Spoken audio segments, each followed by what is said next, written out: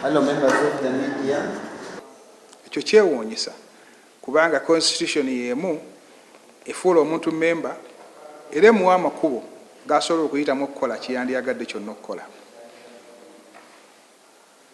Okuwummuzibwa oba ebiteeso byonna ebyateeseddwa mu lukiiko olwo tulowooza era tukkiriza nti bimenya amateeka ag'eggwanga n'aga Uganda Moselem Supreme Council okusinziira ku constitution yaago.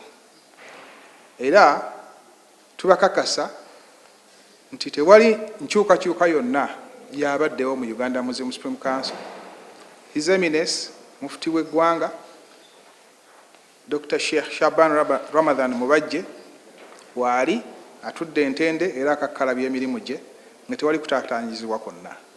Era tetulinawo nteekateeka yonna ya kufuna mufti mulala kubanga emitendera egigobererwa okuwummuza oba okugyawo mufti mirambike bulungi. Bannaffe singa badde batubuuzizza ne bagamba ne bajja ne baconsulting nga twandibawadde idea process ki gye basobodde okukola naye process gye bakozesezza bambi si ntuufu era tebasobola okuggyako His Eminence mu buyinza just like that. Era ku information gye tufunye ne data gye tufunye tebaalina quorum ey'okutuuza meeting eno, so tetusobola kugamba nti meeting yalina quorum because the majority of the members were not there. You are only misinformed babawa information nti abantu babadde namba bwe ziti naye nga mu butuufu tebaaweza namba ezo.